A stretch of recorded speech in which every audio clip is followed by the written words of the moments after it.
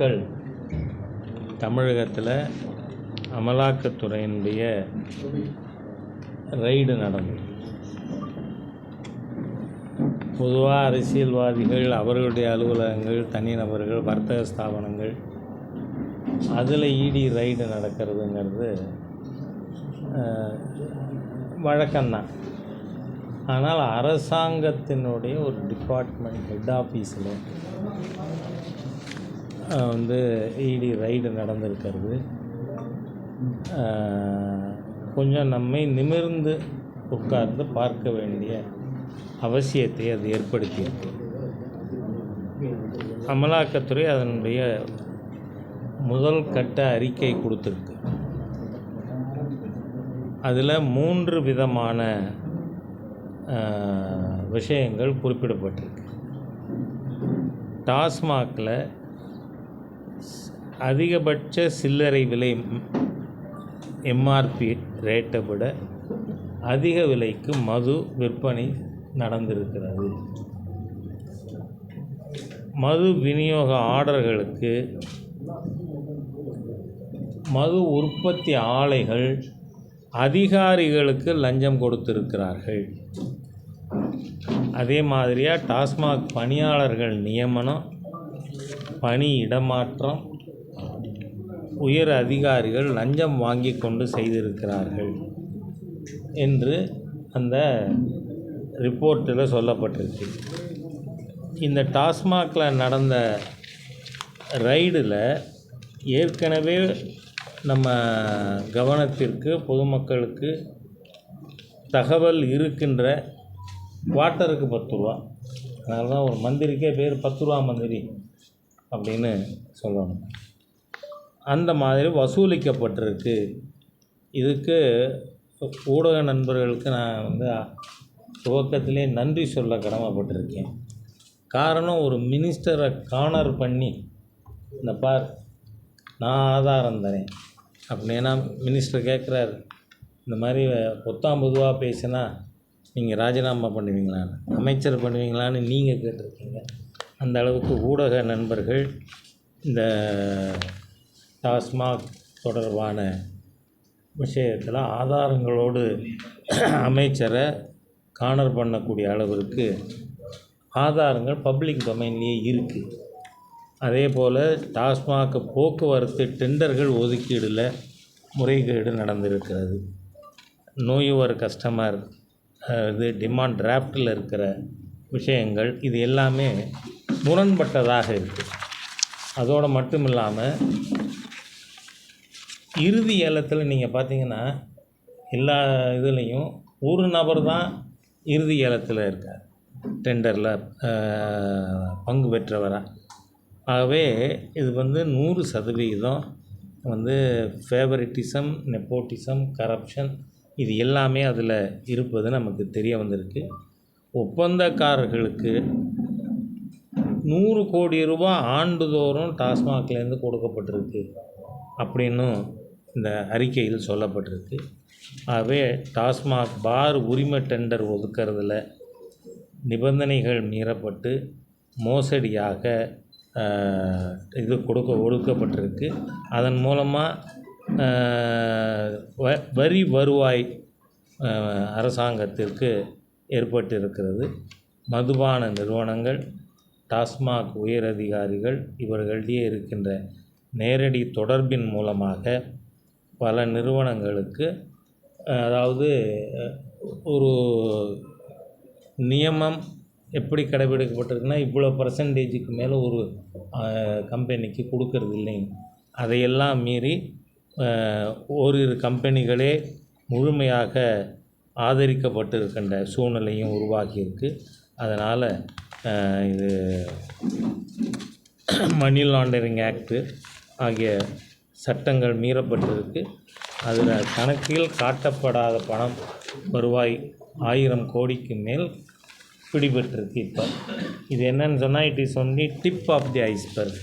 அதாவது 1000 கோடிக்கு மேல் இந்த பிரிமினரி ஆதாரங்கள் கையில் கிடைச்சிருக்கிறதன் அடிப்படையில்.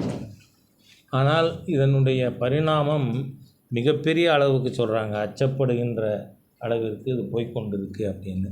2 லட்சம் கோடி ரூபாய் வரை இதில் ஊழல் நடந்திருக்க வாய்ப்பு இருக்குது அப்படின்னு சொல்லப்படுகிறது. ஆகவே இந்த விஷயத்தை நாம் சுலபமாக எடுத்துக்கொள்ள முடியவில்லை. காரணம் நீங்கள் பார்த்தீங்கன்னு சொன்னால், டெல்லியில் ஆம் ஆத்மி சர்க்கார் வந்தது.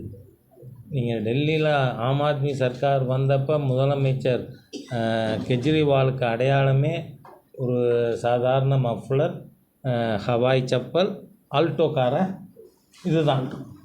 இது தவிர வேறு நான் வேறு இதுலேயும் வரமாட்டேன் அப்படின்றெல்லாம் பேசிட்டு நீங்கள் பார்த்தீங்கன்னு சொன்னீங்கன்னா, அவருடைய வீடு 122 கோடி ரூபாய்க்கு கட்டப்படும். அதை விட எனக்கு நல்ல ஞாபகம் இருக்குது. 1989-90 இந்த காலகட்டத்தில் ருமேனியாவில் செசஸ்குன்னு ஒரு கம்யூனிஸ்ட் பிரசிடெண்ட் இருந்தார். அவரோட வீட்டில் லெட்ரின் பாத்ரூம்னு நீங்கள் பார்த்தா டாய்லெட்டு பேன் கோல்டில். அந்த மாதிரி இந்தியாவின் ஒரு முதலமைச்சர் வீட்டு டாய்லெட் பேன் கோல்டில். அந்த அளவிற்கு ஊழல் உச்சக்கட்டத்திற்கு போன டெல்லி இது டாஸ்மாக் இந்த ஊழல், லிக்கர் ஸ்கேம், அது அளவுக்கு மேலே. ஏன்னா இது டெல்லியில் மணீஷ் சிசோடியா கைது செய்யப்பட்ட சமயத்திலே நான் சொல்லியிருந்தேன், அந்த நூலை பிடித்து கொண்டு வந்தால் அது ஹைதராபாதோடு நிற்காது. ஏன்னா திருமதி கவிதா அவர்களும் கைது செய்யப்பட்டார் அந்த சமயத்தில். இது சென்னைக்கே வரும். அவை இன்றைக்கி பார்த்தா டெல்லியில் ஏற்பட்ட சாராய ஊழல், சத்தீஸ்கரில் பிடிபட்ட சாராய ஊழல் அதை விட பல மடங்கு பரிமாணத்திலே அதிகம் இருக்கின்ற அளவிற்கு தமிழகத்தில் இந்த டாஸ்மாக் ஊழல் நடந்திருக்கு. நீங்கள் இதில் மக்கள் என்ன பேசுகிறார்கள், எப்படி டெல்லியில் டெபுட்டி சீஃப் மினிஸ்டர் இன்வால்வ்டோ அந்த அளவுக்கு தமிழ்நாட்டிலையும் இதில் இன்வால்வ்மெண்ட் இருக்கும் அப்படின்னு. ஆகவே இது முழுமையாக விசாரணை செய்யப்பட்டு விரைவிலேயே சம்பந்தப்பட்டவர்கள் அனைவரும் டெல்லி போல ஹைதராபாத் போல இவர்கள் சிறைக்கு செல்ல வேண்டிய ஒரு சூழ்நிலையானது உருவாகி கொண்டிருக்கிறது. அதனால் பாரதிய ஜனதா கட்சி, அரசாங்கம், என்ஃபோர்ஸ்மெண்ட் டைரக்டரேட்டு அவர்கள் செய்கிற இன்வெஸ்டிகேஷன், அதனுடைய நடவடிக்கைகள் அது ஒரு புறம் இருந்தாலும் இன்றைக்கி மக்கள்கிட்ட கொண்டு போய் சேர்க்க வேண்டிய ஒரு மிகப்பெரிய அவசியமானது இருக்கிறது. அதனால் பாரதிய ஜனதா கட்சி நாளை மறுநாள் சென்னையில் இந்த டாஸ்மாக் ஊழலை கண்டித்து மிகப்பெரிய ஆர்ப்பாட்டம் இருக்குது. அதோடு மட்டும் இல்லை, 5000த்திற்கும் மேற்பட்ட டாஸ்மாக் கடைகளுக்கு எதிராகவும் பாரதிய ஜனதா கட்சி போராட்டம். நாம் ஏற்கனவே சொல்லியிருந்தோம் டாஸ்மாக் கடைகளையே மூடணும்னு. அதில் நீங்கள் பார்த்தீங்கன்னா அவர் தூத்துக்குடியில் யாரோ ஒரு எம்பி இருக்காங்க, கனிமொழின்னு பேரை, அவங்க என்ன சொன்னாங்க, 16லேயே இந்தியாவிலேயே தமிழகத்தில் தான் இளம் விதவைகள் அதிகமாக இருக்காங்க. அந்த இளம் விதவைகள் அதிகமாக இருக்கிறது காரணம் டாஸ்மாக். நாங்கள் ஆட்சிக்கு வந்த உடனே முதற்கையெழுத்து, எத்தனை முதற்கையெழுத்து போடுவாங்கன்னே எனக்கு தெரில. நீட்டுக்கு எதிராக ஒரு முதற்கையெழுத்து, டாஸ்மாக் எதிராக ஒரு முதற்கையெழுத்து, எதெல்லாம் நடக்காதோ அதெல்லாம் முதல் கையெழுத்து பட்டியலில் கொடுத்துட வேண்டியது. அந்த மாதிரியாக இன்றைக்கி ஒரு மிகப்பெரிய அளவுக்கு எல்லாருக்கும் தெரிஞ்சு போச்சு, 10 ரூபா மந்திரின்னு சொல்கிற அளவுக்கு. ஆனால் இதில் திராவிட முன்னேற்ற கழகத்தில் இன்னும் உச்சபட்சத்தில் இருக்கின்ற தலைமை ஈடுபட்டு இருக்கிறது என்கின்ற பல தகவல்கள் வந்து கொண்டு இருக்குது. நீங்கள் ரீசெண்டாக பார்த்தீங்கன்னா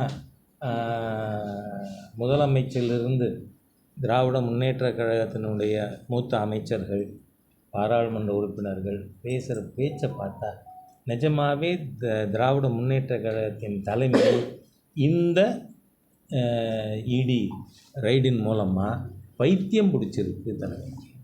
நீங்கள் பாருங்கள், நம்ம முதலமைச்சர் ரூபாயோட சிம்பல் அதை மாற்றுவாராம்.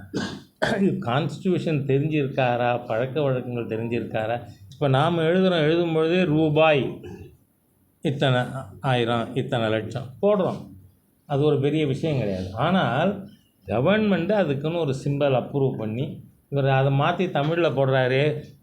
இப்போ இந்த ஊழல்லாம் வர்ற பணத்தில் எல்லாத்துலேயும் ரூபா நோட்டில் அதை வந்து தேவநாகரி ஸ்கிரிப்டை அடித்து இந்த தமிழ் எழுதி தான் பயன்படுத்துவார். எவ்வளோ ஃபுலிஷ் ஒரு சீஃப் மினிஸ்டர். காரணம் என்ன? He has gone parcel. அதே மாதிரியாக மிகப்பெரிய டிஸ்பிகபிள் ஆக்ட் துரைமுருகனோடு. வட இந்திய மக்கள் இந்த மாதிரி, அந்த பெண்கள் இந்த மாதிரி, இப்படியெல்லாம் ஒருத்தர் பேசுவாரா என்ன? ஒருவனுக்கு ஒருத்தி என்பது தமிழன் பண்பாடுன்னு பேசுகிறீங்களே, அப்போ மனைவி, இணைவி, துணைவி இதெல்லாம் மக்கள் ஃபோட்டோவோடு எடுத்து போட ஆரம்பிச்சிட்டாங்க. ஒரு பக்கம் மனைவி, ஒரு பக்கம் துணைவி, அது இருந்துக்கிற உங்கள் லீடர்ஸ் கிடையாதா?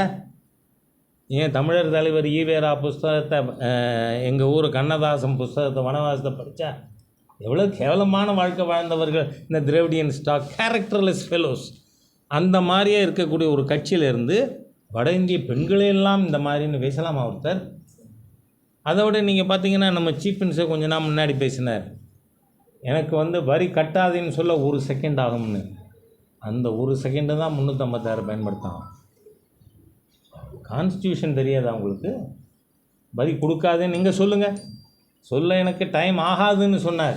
கொடுக்காதேன்னு சொல்லுங்கள். நான் முதுகெலும்பு இருக்கும்னு சொன்னால், இந்த தைரியம் இருக்கும்னு சொன்னால் மக்களை வரி கொடுக்காதேன்னு சொல்ல முடியுமா? ஆகவே இன்றைக்கி இதுக்கெல்லாம் காரணம் என்ன? இந்த திராவிட முன்னேற்ற கழக அரசனுடைய ஊழல், அதனுடைய கோர முகம். இன்றைக்கி இந்த டாஸ்மாக் இதுங்கிறது it is only manifestation of the corruptions already remaining. நீங்கள் சென்னையில் பார்த்தீங்கன்னா நம்ம திரு அமர் பிரசாத் ரெட்டி சென்னையிலேருந்து தான் வந்தார். சென்னையில் நீங்கள் ஒரு டாய்லெட்டு கட்டுறதுக்கு 1 கோடிக்கு மேலே. நீங்கள் வந்து ஸ்வச் பாரத் அபியானில் மாண்புமிகு பிரதமர் டாய்லெட் ஸ்கீமில் ஒரு டாய்லெட் கட்ட எவ்வளவு செலவாச்சு? 12,000. ஆனால் இன்றைக்கி மெட்ராஸ் கார்ப்பரேஷனில் டாய்லெட் மெயின்டெனன்ஸுக்கு எவ்வளோ தெரியுமா? ஒரு நாளைக்கு 360 ரூபா, மாதம் 12,000. ஒரு டாய்லெட்டு கட்ட எவ்வளவு செலவாகுமோ அது ஒரு டாய்லெட்டை மெயின்டைன் பண்ணுறதுக்கு. ஆகவே நீ ஒரு மாதத்துக்கு மெயின்டைன் பண்ண ஒரு நாளைக்கு 360 ரூபா. ஆகவே நீங்கள் பார்த்தீங்கன்னு சொன்னால் விவசாயிகளுடைய பேடி ப்ரொக்யூர்மெண்ட் சென்டரில் நடக்கிற ஊழல் எல்லா விதத்துலேயும் அங்கிங்கனாதபடி எல்லா இடத்துலையும் இருக்கக்கூடிய ஒரு ஊழல் நிறைந்த ஆட்சியாக இந்த திராவிட முன்னேற்ற கழகத்தினுடைய ஆட்சி இருக்குது. அதுக்கு சிகரம் வைப்பது போல் வந்து இந்த டாஸ்மாக் பிரச்சனை இருக்கிறதுனால வந்து மது பிரியர்களாக குடிகாரங்கன்னு சொல்லக்கூடாது. எங்கள் முத்துசாமியை கோச்சுப்பார். அதனால் அவர்களுக்கும் புரிகிற மாதிரியாக இந்த விஷயத்தை மக்கள்கிட்ட எடுத்து செல்லணும். அப்படிங்கிறதுனால பாரதிய ஜனதா கட்சி நாளை மறுநாள் மாநில தலைவர் திரு அண்ணாமலை தலைமையில் போராட்டம் துவங்குகிறது. இது தமிழகத்தில் இருக்கின்ற 5000த்திற்கும் மேற்பட்ட எல்லா டாஸ்மாக் கடைகளுக்கு முன்பாக. அப்புறம் அது என்ன கிளப்பா? அதுக்கு ஒரு கிளப் இருக்குது. அது என்ன? FLT recreation club. அந்த கிளப்பு அதே ஒரு 1000 இப்போ உருவாக்கியிருக்காங்கல்ல. ஏன்னா டாஸ்மாக் கடை எண்ணிக்கையை கூட்டுறோன்னு சொல்லி மக்கள் சொல்கிறாங்களேன்னு சொல்லிட்டு இப்போ கிளப்பு எண்ணிக்கையை கூட்டிட்டாங்க. அதனால் அந்த கிளப்புகள் எல்லா இடத்துக்கு முன்பாகவும் பாரதிய ஜனதா கட்சியின் சார்பாக போராட்டம் நடத்தப்படும். இது மக்களிடமே லாஜிக்கல் எண்டுக்கு தேர்தல். ஏன்னா இது எல்லா ஊழலுக்கும் ஒரு முடிவு என்ன? Lock stock and barrel this corrupt Dravidian model sarkar should be removed. இந்த ஆட்சியை தூக்கி எறியாமல் தமிழகத்தை காப்பாற்ற முடியாது என்பதை மக்களுக்கு புரிய செய்கிறதுக்காக இந்த போராட்டமானது அறிவிக்கப்பட்டிருக்கிறது. இது நடக்கும். இந்த எப்படி அரசியல் மாற்றங்கள் வரணும்னு சொன்னால் ஊடக நண்பர்களின் உதவியின் மூலமாகத்தான் செய்ய முடியும். நான் இந்த விஷயத்தை சொல்லலாம், இடி ரைடு நடத்தி இருக்கலாம், அவங்க வந்து ஃபஸ்ட்டு ரிப்போர்ட்டு கொடுத்துருக்கலாம். ஆனால் இது மக்கள்கிட்ட போய் சேர்க்கணும்னு சொன்னால் அவங்க உதவி வேணும். அதுக்கு நீங்கள் நிச்சயமாக ஒரு கரப்ஷன் ஃப்ரீ தமிழ்நாடு கொண்டு வரணும்னு சொன்னால் அதனுடைய அவசியத்தை புரிந்து நீங்கள் முழு ஒத்துழைப்பு தருவீர்கள் என்கின்ற எதிர்பார்ப்போடு நான் சொல்கிறத இதான் இருக்குது. நீங்கள் கேட்குறதுனா வேறு எதுவும் கேட்கணும்னா இல்லை எல்லா இடங்களிலும் நடக்கும். நாளைக்கு வந்து சென்னையில் ஸ்டார்டிங். ஆமாம், டாஸ்மாக் ஆஃபீஸுக்கு எதிராக வந்து இது நாளைக்கு சென்னையில் நடக்குது. நாளையிலேருந்து பரீட்சை எல்லா இடங்கள்லையும். இப்போ இன்றைக்கி ப்ரெஸ் கான்ஃபரன்ஸே இதனால தான் தமிழ்நாடு முழுக்க ஏற்பாடு செஞ்சுருக்கிறது காரணம். இந்த தகவல் மக்களுக்கு போகணும். அங்கே அவர்கள் போராட்டம் நாளைக்கு தான் 17, நாளை மறுநாள் போராட்டம் 17. சார், அமைச்சர் நேற்று செந்தில் பாலாஜி விளக்கம் கொடுக்குறப்ப டெல்லி ஊழலுக்கும் இதுக்கும் தொடர்பு இல்லை, ஆனால் வந்து அந்த மாதிரி தனியாக பண்ணியிருக்கு அப்படிங்கிறாரு. அதை நான் ஒத்துக்கிறேன். இல்லை, தொடர்பு இல்லை, இதுக்கு நான் சட்ட ரீதியாக எதிர்கொள்றதுக்கு எந்த ஊழல் நடக்கலை அப்படின்ற மாதிரி இவர் தான் சட்ட ரீதியாக 470 நாள் ஜெயிலில் இருந்தார்னு பார்த்துருக்கோம்ல. சட்ட ரீதியாக தானே இருந்தார், உள்ள நீதிமன்றம் தானே உள்ளே வச்சுது. அதனால் இப்போ ஈடியும் உங்களுக்கு ஒரு விஷயம் நான் சொல்கிறேன்.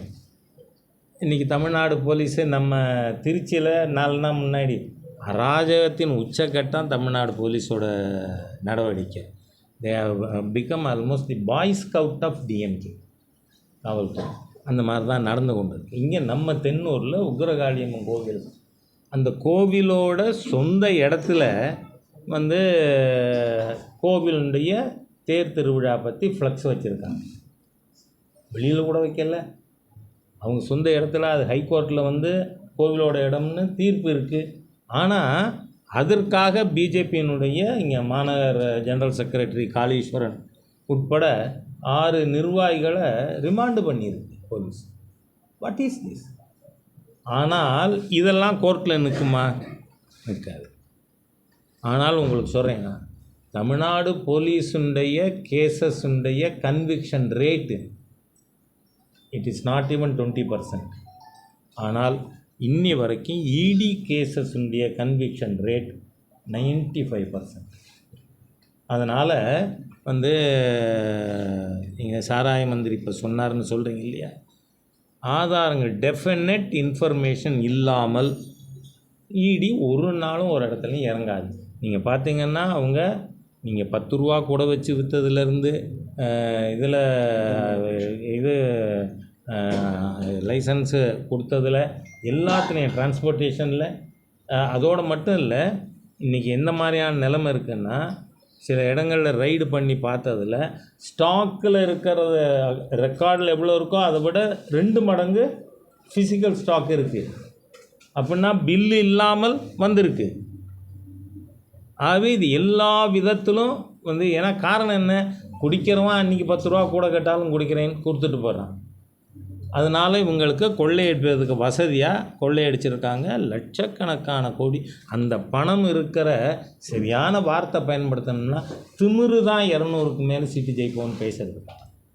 பண திமிர். எங்கள்கிட்ட பணம் இருக்குது, விலைக்கு வாங்கிடுவோம் நாங்கள் அப்படி நினைக்கக்கூடிய.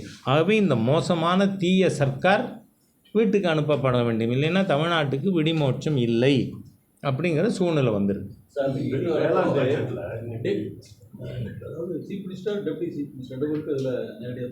நான் என்ன சொல்கிறேன், நான் இல்லை குறிப்பிட்டு நான் எதையும் சொல்கிறதுக்கு இந்த ஸ்டேஜில் முடியாது. ஆனால் இவ்வளோ பெரிய வால்யூம் ஆஃப் கரப்ஷன் நீங்கள் வந்து தலைமைக்கு தெரியாமல் நடந்திருக்குமா? ஸோ நாம் இந்த அரசாங்கத்தின் உச்சபட்ச தலைமைக்கு தெரியாமல் இவ்வளவு ஆழமான ஒரு ஊழல் நடந்திருக்க வாய்ப்பில்லை அப்படிங்கிறது நம்முடைய ஊகம். அதனால தான் தமிழ்நாட்டின் மணிஷ் சிசோடியாவும் இங்கே வந்து யாருன்னு விரைவில் அந்த சார் யாருங்கிற கேள்விக்கு வேணால் இன்னும் பதில் கிடைக்கல. இது சீக்கிரம் கிடைச்சிடும்னு நினைக்கிறேன். மத்திய அரசை எதிர்க்கிறனால தான் இந்த ரைடு வந்துச்சு அப்படிங்கிறாங்க. நீங்கள் அதனால தான் நம்ம 3 வருஷம் முன்னாடியே குவார்ட்டருக்கு 10 ரூபா வாங்குறாருன்னு ஊடகங்களில் வந்தது, மக்கள் சொன்னாங்க. அதெல்லாம் மத்திய அரசாங்கத்தை இவங்க எதிர்க்கிறாங்கன்னா, மத்திய அரசாங்கத்தை எதிர்ப்பது என்பது உங்கள் வாய்ச்சவடா. நீங்கள் மத்திய அரசாங்கத்தை எப்படி எதிர்க்க முடியும்? அதுவும் திராவிட முன்னேற்ற கழகமாக நான் கேட்குறேன். 62 வரை திராவிட முன்னேற்ற கழகத்தின் கொள்கை என்ன? அடைந்தால் திராவிட நாடு, இல்லையேல் சுடுகாடு. இப்போ அந்த கோரிக்கை சுடுகாட்டுக்கு போய் இவங்க யாரும் போகலை இன்னும் சுடுகாட்டுக்கு. 62ல் டிஎம்கேவோட ஜென்ரல் கவுன்சில் கூடி என்ன தீர்மானம் போட்டீங்க? ஏன்னா அப்போ ரூல் என்ன இது ஆக்ட் என்ன அமெண்ட் பண்ணியிருந்தாங்க, பிரிவினை கேட்டால் அந்த கேட்கின்ற கட்சி தேர்தலிலே போட்டியிட முடியாதுன்னு. நான் காற்றுல பேசலை. திரு CN அண்ணாதுரை அவர்கள் தலைமையில் திராவிட முன்னேற்ற கழகத்தினுடைய பொதுக்குழுவை கூட்டி we are not asking for state autonomy, we only ask for more autonomyன்னு தீர்மானம் போட்டிங்களா இல்லையா? அதனால் உங்களோட மத்திய அரசை எதுக்கிற தைரியமெல்லாம் எவ்வளோ தூரம் அப்படிங்கிறதும் தெரியும். நீங்கள் ஊழலுக்காக டிஸ்மிஸ் செய்யப்பட்ட ஒரு அரசாங்கம் உண்டுன்னு சொன்னால், இந்தியாவிலேயே முதல் DMK சர்க்கார் தான் 76 ஜனவரியில். திராவிட முன்னேற்ற கழக அரசாங்கம் திரு MGR அவர்கள் அன்றைய பிரதமர் திருமதி இந்திரா காந்திக்கு கொடுத்த புகார் பட்டியலின் அடிப்படையில் DMK government was dismissed. Dravida Munnetra கழகத்தைச் சேர்ந்த எல்லாரும் ஜெயிலில் வைக்கப்பட்டார்கள். அந்த சமயத்தில் மிசாவில் கைது ஆகலைனாலும் திரு MK ஸ்டாலின் அவர்கள் அந்த சமயத்தில் கைது செய்யப்பட்டார். ஜெயிலில் திரு ஸ்டாலின் அவர்களை தாக்க போலீஸ் வந்தபொழுது இடையில வந்து அந்த அடியை தான் வாங்கி கொண்டு செத்து போனார் சிட்டி பாபு. இது எல்லாம் நடந்தது. ஆனால் 80ல் நீங்கள் என்ன பண்ணீங்க? கதவை சாத்திண்டு இந்திரா காந்தி கிட்ட கும்பிட்டு விழுந்து நேருவின் மகளை வருக நிலையான ஆட்சி எதிர்கன்னு கேட்கலையா? உங்கள் தைரியம் என்னன்னு நீங்கள் தெரியுங்க. தி DMK's bluff of bravery has been called so many times. அதனால் உங்களை டீல் பண்ணுறதுக்கு இதெல்லாம் தேவையில்லை. இது மக்களை பாதிக்கின்ற ஊழல் மிகு அரசுங்கிறதுனால நான் எல்லா துறையிலையும் சொல்கிறேன். ஈவன் எஜுகேஷன் மினிஸ்ட்ரியில் தமிழ்நாட்டில் எங்கேயாவது நீங்கள் கம்ப்யூட்டருக்கு புக்கு பிரிண்ட் பண்ணி கொடுத்துட்டீங்களா?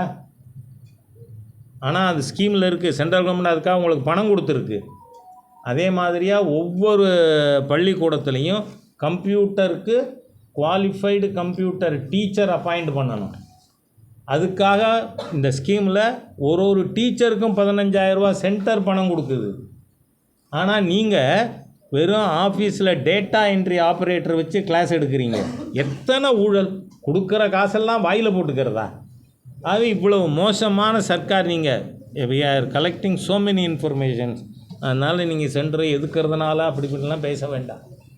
சார், ஏற்கனவே 9 லட்சம் கோடி கடன் இருக்குது சார். இப்போ 1.62 லட்சம் கோடி வந்து நிதி திரட்டுறதுக்காக கடன் வாங்கிறது. அதை நீங்கள் எப்படி பார்க்க? நாம் வந்து ஸ்டேட் கவர்மெண்ட் டெட்டு இது வந்து கடந்து வந்த பாதையை நாம் பார்க்கலாம். 2006 the total debt of Tamil Nadu was just 26,000 crores. வெறும் 26,000 கோடி தான் தமிழகத்தினுடைய கடனாக இருந்தது. அப்போ அந்த சமயத்தில் எனக்கு நல்ல ஞாபகம் இருக்குது. திமுகவின் தேர்தல் அறிக்கை தான் ஹீரோ அப்படின்ட்டு எங்கள் கண்டனூர் சிதம்பரம் பேசினார். அந்த மாதிரியாக நீங்கள் பேசினார்ல அன்றைக்கி. அதுக்கு பிறகு தான் கேலப்பாக ஆரம்பித்தது தமிழ்நாட்டினுடைய கடன். இப்போது 31/3/2021 அன்னைக்கு தமிழ்நாட்டினுடைய மொத்த கடன் எவ்வளவு? 4,33,000 கோடி. ஆனால் அது 5 லட்சம் கோடி அதிகமாக இருக்குது. கிட்டத்தட்ட 1.25 மடங்கு கூடியிருக்கு. From 4.33 lakh crores to 9.3 lakh crores. ஆகவே இந்த அரசாங்கம் எப்படின்னா, it's a reckless government. Financial discipline, fiscal டிசிப்ளின்ங்கிறது எள்ளுமுனை அளவு கூட இந்த அரசாங்கத்திட்ட இல்லை. ஆகவே இந்த தமிழகத்தில் இன்றைக்கி அதுவும் இதனுடைய பப்ளிக் டெட்டு, இது தவிர எலக்ட்ரிசிட்டி போர்டுனுடைய கடன், டிரான்ஸ்போர்ட் டிபார்ட்மெண்ட்டுடைய கடன் ரெண்டையும் சேர்த்திங்கன்னா 31/3/2026 தமிழ்நாட்டினுடைய மொத்த கடன் 15 லட்சம் கோடி ஆகும். ஆகவே ஒரு ரெக்லெஸ் கவர்மெண்ட், இன்டிசிப்ளின் கவர்மெண்ட். அதான் நேற்றுக்கு நான் காரைக்குடியில் ஃபிஸ்கல் டிசிப்ளின் இல்லைன்னு சொன்னேன். பப்ளிக் டிசிப்ளின் வேறு ஏதாவது இருக்கா இந்த சர்க்கார் கேட்குறாங்க. அது கிடையாது. அதுதான் நமக்கு எத்தனை புஸ்தகங்கள் இருக்குது. ஆகவே டோட்டலி ஃபினான்ஷியலி இம்மொராலிட்டி, இப்போ கேரக்டர் வைஸ் இம்மொராலிட்டி பீப்புள் கையில் மாட்டிக்கிட்டு தமிழ்நாடு முழிக்குது. இதை மீட்க வேண்டுமானால் மாண்புமிகு பிரதமர் தலைமையிலான அவர் வழிகாட்டுகின்ற ஒரு ஆட்சி தமிழ்நாட்டில் அமைகிறது மாத்திரம்தான் நமக்கு ஒரு பாதுகாப்பாக இருக்கும். சார் ஏர்போர்ட் இப்போ பரந்தூருக்கே சொல்லியிருக்காங்க. ஏர்போர்ட் யார் கட்ட போகிறது? சென்டர் சார் மார்ச் 23 இல்லை. அதனால் இவங்க அறிவிக்கலாம். Who has to do? நாம் பண்ணி கொண்டு இருக்கோம். நான் இப்போ இதுக்கே கூட மாண்புமிகு உள்துறை அமைச்சர் அவர்கள் திருமயம் வந்த பொழுது கோரிக்கை கொடுத்துருக்கேன், விரைவில் செய்கிறேன்னு சொல்லியிருக்காங்க, நம்ம செட்டிநாடு ஏர்போர்ட்டு கொண்டு வர்றதுக்காக. ஆகவே மத்திய சர்க்கார் அதுவும் உடான் ஸ்கீமில் நாம் வந்து எவ்வளவு அதிகமாக, காரணம் 2 மடங்காக இருக்குது இந்த 10 வருஷத்தில் ஏர்போர்ட்டினுடைய எண்ணிக்கை. அதனால் செய்யறதுக்கு அது வந்து சென்டர் ரிக்வஸ்ட் வச்சா நீங்கள் அதுவே வேண்டாம். மெட்ரோஸ் ஃபேஸ் 2 சென்னையில் முதல்ல என்ன சொன்னாங்க, மீசையெல்லாம் தடவி இது வந்து ஸ்டேட் கவர்மெண்ட் ப்ராஜெக்டாக இருக்கும் அப்படி தானே சொன்னாங்க. இட் வில் பி ஃபுல்லி அந்த second phase of expansion state government இதாக இருக்கும். அதுக்கப்புறம் பணம் இல்லைன்னு போய் கேட்டீங்க, சரி சொன்னோம். இப்போ 60% சென்டர் கொடுக்குது. இப்போ நேற்றுக்கு பட்ஜெட்டில் அலாட் பண்ணியிருக்கிறது கூட இந்த 40% ஷேர் ஆஃப் தி ஸ்டேட்டு தான், மீதி 60% சென்டர் தான் கொடுக்குது. அந்த மாதிரி அது நீங்கள் எவ்வளோ கோரிக்கை வச்சாலும் மக்களுக்காக, தமிழக மக்களுக்கு பாரதிய ஜனதா கட்சி செய்யும். Sir last time Senthil Balaji அரெஸ்டும் போது தொட்டுப்பாருலாம் சொன்னார் முதல்வர். இப்போ வந்து ரொம்ப கம்ஃபர்டாக அடைக்க வச்சுக்கிறாரு. தொட்டுடுவாங்கண்ணா நீங்கள் கேட்டதுக்காக நான் சொன்னேன். நான் வந்து எனக்கு ஒன்றும் டெஃபினட் இன்ஃபர்மேஷன் எங்கிட்ட இல்லை. சார் நான் என்ன சொல்கிறேன், சிஎம்மாக இருந்தாலும் என்ன எக்ஸப்ஷனா? இப்போ கெஜ்ரிவாலுக்கு கெஜ்ரி தான் இருக்கார், வாழை கட் பண்ணிட்டாங்க மக்கள். என்ன கெஜ்ரிவாலை பிடிச்சி உள்ளே வைக்கலையா? அவங்க என்ன நான் ஜெயிலில் இருந்துட்டே சைன் பண்ணுவேன், அப்புறம் அதுவும் பண்ண முடியாதுன்ட்டாங்க. அதனால் நான் வந்து சஜஸ்டிவாக எதுவும் சொல்லலை. பட் யாராக இருந்தாலும் சட்டம் எல்லாருக்கும் ஒன்று தானே, அதுக்காக சொல்ல நீங்கள் தப்பாக நினச்சிட வேணாம். சேலத்தில் மும்மொழி கொள்கைக்கு ஒரு ஆசிரியர் வந்து ஆதரவு தெரிவித்து கைது பண்ணியிருக்காங்க டுட்டோரியலுக்கு. சரி, நல்ல வேளை இந்த கேள்வி கேட்டீங்க, வரவேற்கிறேன். இந்த மும்மொழி கொள்கைங்கிறது state government it is hypocritical. நான் என்ன சொல்கிறேன், மொத்தம் சில லட்சங்கள் முன்ன பின்ன இருக்கலாம். மாணவர்கள் படிக்கிறவங்க தனியார் பள்ளிகளில் 56 லட்சம் பேர் படிக்கிறாங்க. அரசு பள்ளியில் தனியார் பள்ளியில் 56 லட்சம் பேர் படிக்கிறாங்க, அரசு பள்ளியில் 52 லட்சம் பேர் படிக்கிறாங்க. அந்த தனியார் பள்ளிகளில் are they not free to have any number of languages? சரி, உண்மையிலேயே அறிவுக்கு தடை போட முடியுமா? படிக்கிறதுக்கு தடை போட முடியுமா? நான் வந்து ஒரு சில விஷயத்தில் டோட்டலி ஐ டிஃபர். நீங்கள் பார்த்தீங்கன்னா 5ஆவதுக்கு ஏன் எக்ஸாம்னு கேட்குறாங்க, 8ஆவதுக்கு ஏன் எக்ஸாம்னு கேட்குறாங்க. 5, 8லலாம் மாணவர்கள் பப்ளிக் எக்ஸாம் எழுதி அனுபவம் இருந்தால் தான் 10th கான்ஃபிடென்ஸோடு போக முடியும். அதனால் கல்வியில் போய் தடை போடுறேன்னு பேசுகிறதே தப்பு. திரு சந்திரபாபு நாயுடு அவர் சொல்லியிருக்கார், 3 என்ன என் குழந்தைகள் 10 படிக்கட்டும் அப்படின்னு. ஆகவே ஆசிரியர்களுக்கு உரிமை இருக்குது, கேட்குறதுக்கு பெற்றோர்களுக்கு உரிமை இருக்குது. எங்கள் குழந்தைக்கு இந்த மொழி படிக்கணும், ஆப்ஷன் தானே, நீ கொடு, அலோவ் பண்ணு. இஷ்டம்னா மாணவர்கள் படிக்கட்டும், யாரும் கம்பல் பண்ண முடியாதுல்ல. ஆனால் வந்து அன்பில் பொய்யாமொழி பையன் வந்து ஃப்ரெஞ்சு படிக்கலாம், ஆனால் என் ஏழை தமிழ் விவசாயி பையன் படிக்கக்கூடாது, குறவழியை பிடிப்போம். வாட் இஸ் திஸ் நான் சென்ஸுங்கிறேன். அதனால் முதல்ல இவங்க, நான் அந்த தேவநாகரிக்கே சொல்கிறேன், அது வந்து ஸ்டாலின் குடும்பம் நடத்துகிற சன்ஷைன் மாண்டிசோரி ஸ்கூலில் நீங்கள் ஹிந்தி சம்ஸ்கிருதம் சொல்லிக் கொடுக்கலான்னா ஏன் கவர்மெண்ட் ஸ்கூலில் சொல்லிக் கொடுக்கக்கூடாது? அது மாத்திரம் எப்படி தடை பண்ணுவீங்க? Are they not hypocrites? அதனால் நான் என்ன சொல்கிறேன், இது வன்மையாக கண்டிக்கத்தக்க விஷயம் சேலத்தில் நடந்திருக்கிறது. ஆசிரியர்கள் வெளில வரணுங்கிறேன்னா, வெளியே வாருங்கள், உங்கள் மனதில் இருப்பதை சொல்லுங்கள். மாணவர்களுக்கு எவ்வளவு லாங்குவேஜ் வேணாலும் நாங்கள் சொல்லிக் கொடுப்போம். அது கற்றுக்கிறது. ஆமாம், பீஃப் சாப்பிடலாமா கூடாதாங்கிறதுக்கு என் தட்டு என் உரிமை சொன்னீங்கள்ல, என் படிப்பு என் உரிமை கிடையாதா சார்? அது மாத்திரம் ஸ்டாலின் உரிமையா? யோசிச்சு பார்க்க வேண்டாமா? இப்போது உங்கள் சன்ஷைன் ஸ்கூலில் சொல்கிறாங்க 1 லட்சம் 1.5 லட்சம் ஃபீஸ். அதே கல்வி என் பேத்தி படிக்கிற 1500 சென்ட்ரல் ஸ்கூலில். ஆகவே நீங்கள் வந்து காஸ்ட் ரெசிஸ்டன்ஸ் இருக்குது, ஹை காஸ்ட்டில் ப்ரைவேட் ஸ்கூலில் படிக்க வேண்டியிருக்கு.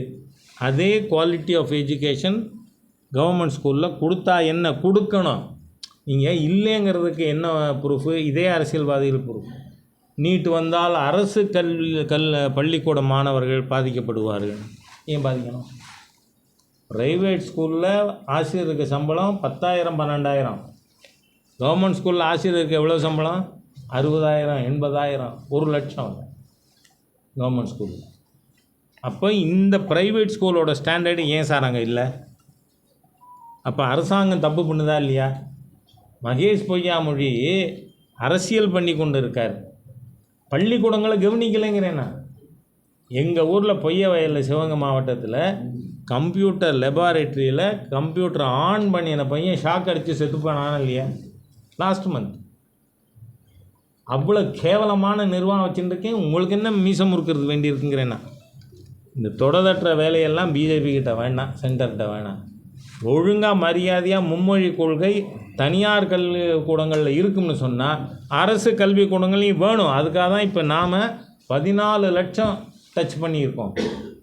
7ஆம் தேதி ஆரம்பித்தது சம கல்வி வாய்ப்புக்காக. 7ஆம் தேதி நான் அன்றைக்கி வந்து இங்கே தான் திருச்சியில் தான் மலைக்கோட்டையில் ஆரம்பித்தேன். உங்களை இங்கே சந்திச்சுட்டு மலைக்கோட்டையில் இது வரைக்கும் 14 லட்சம் பேர் இருக்காங்க. எங்களுக்கு மே 31ஆம் தேதிக்குள்ளே 1 கோடி இலக்கு. சர்வசாதாரண சகஜமாக அச்சீவ். அதனால் இன்றைக்கி மக்கள் அதுக்கு ஆதரவாக இருக்காங்க. ஆசிரியரும் ஆதரவாக இருக்கிறது வரவேற்கத்தக்கது. அவரை கைது பண்ணியிருக்கிறதுங்கிறது அராஜகமான செயல். நான் என்ன சொல்கிறேன், காவல்துறை அதிகாரிகள் தைரியமாக இந்த மாதிரியான நடவடிக்கையில் நாங்கள் அரசோடு ஒத்துழைக்க மாட்டோம்னு சொல்லுங்கிறேன். நான் அதிகாரிகள் என்ன சொல்லணும், சார் இட்ஸ் நாட் ரைட். நாம் வந்து அவரோட கருத்தை சொல்லியிருக்கார். கருத்து உரிமை உங்களுக்கு இருக்குது, அவருக்கு இல்லையா? அது செய்கிறது தப்பு. we will not do சொன்னால் என்ன?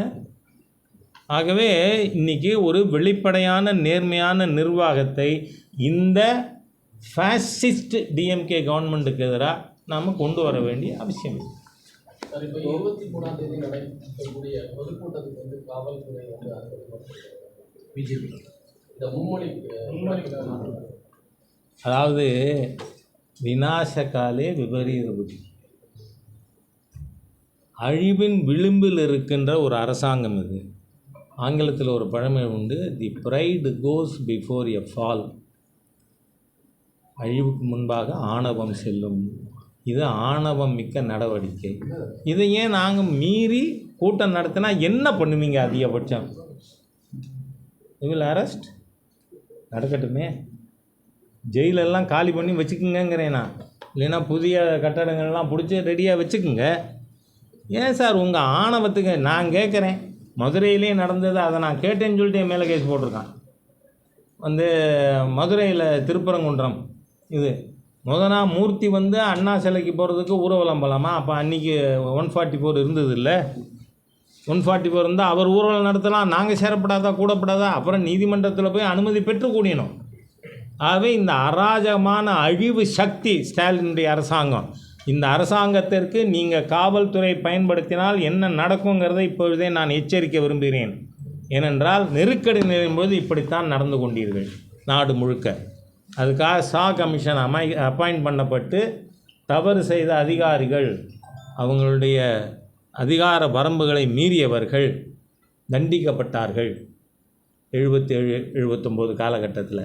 இன்றைக்கி ஜனநாயக ரீதியிலான ஒரு அரசியல் கட்சியின் கூட்டத்திற்கு தடை விதிக்கின்ற காவல்துறை அதிகாரிகளுக்கு எதிராகவும் கூட நாளைக்கு நாங்கள் சட்டப்படி நடவடிக்கை எடுப்போம். சட்டப்படி. Because BJP believes in democracy. அதனால் இந்த மாதிரியெல்லாம் காவல்துறை வந்து அனுமதி மறுக்கிறதுங்கிற ஆணவச் செயல்ல காவல்துறை ஈடுபடக்கூடாது. சார், பொது இடங்களில் கட்சி கூட்டம் நடத்துறதுக்கு கட்டணம் சொல்லிக்கணும்னு சொல்லி ஹைகோர்ட் சொல்லி நான் என்ன சொல்கிறேன், கோர்ட்டு என்ன சொல்லுதோ பொதுவாக அல்டிமேட்டு இது ஜூரிஸ்டிக்ஷன் யாருக்கு? Supreme court. அதுக்கு இடையில் இருக்கிற நீதிமன்றங்கள் அவருடைய தீர்ப்பு நியாயமாக இல்லாமல் இருக்கலாம். அப்படிங்கிறதுனால தான் அப்பலேட் ஜூரிஸ்டிக்ஷனே இருக்குது. அதனால் it is not the end of the game. அதனால் அதை நாம் பார்க்கலாம். பட்டு இப்போ நாங்கள்லாம் இப்போ காரைக்குடியில் காந்தி மைதானம் நம்ம கார்ப்பரேஷனுக்கே பணம் கட்டிட்டு தானே மீட்டிங் நடத்துகிறோம். ஏற்கனவே அந்த பழக்கங்கள் இருக்குது. அதனால் நீதிமன்றம் சொல்லியிருக்கு அவன் கருத்தை. நீதிமன்றத்தின் கருத்தை மதிக்கணும். தொகுதி மறுசீரமைப்பு ஸ்டாலின் தென் மாநில சிஎம் எல்லாத்தையும் அதான் இந்த புலிக்கு பயந்தவன்லாம் என் மேலே படுன்னு சொன்னான். இப்போ ஸ்டாலின் என்ன சொல்கிறாரு? இந்த 7 சீப் இருந்துச்சுன்னா என் மேலே படுத்துக்கோ. சார், யார் டீலிமிட்டேஷன் பற்றி பேசினது? இட் கேம் அப் இன் 2001. அப்போ அட்டல்ஜி சர்க்கார் இருந்தது. அட்டல்ஜி சர்க்கார் தான், அதை முதலமைச்சர் கூட அவர் ஸ்டேட்மெண்ட்டு சொல்கிறார். ஆனால் எந்த சீஃப் பிரைம் மினிஸ்டர்னு சொல்கிறார்? பிரதமர் அப்படிங்கிறத நிறுத்திக்கிறார். It was Atalji who postponed it by 25 years. இப்போது டீலிமிட்டேஷன் நாம் கொண்டு வரணும்னு சொன்னால் பார்லிமெண்ட்டில் பில் பாஸ் பண்ணணும். அதனுடைய ப்ரொசீஜர் மாடலிட்டிஸ் ஃபைனல் பண்ணணும். அதுக்கப்புறம் தான் செய்ய முடியும். நல்ல வேளையாக முதலமைச்சர் இந்த திடீர்னு குழந்தை தூக்கத்தில் அழுதா, ஏமா அழுறேன்னா டீச்சர் அடிச்சுட்டாங்க,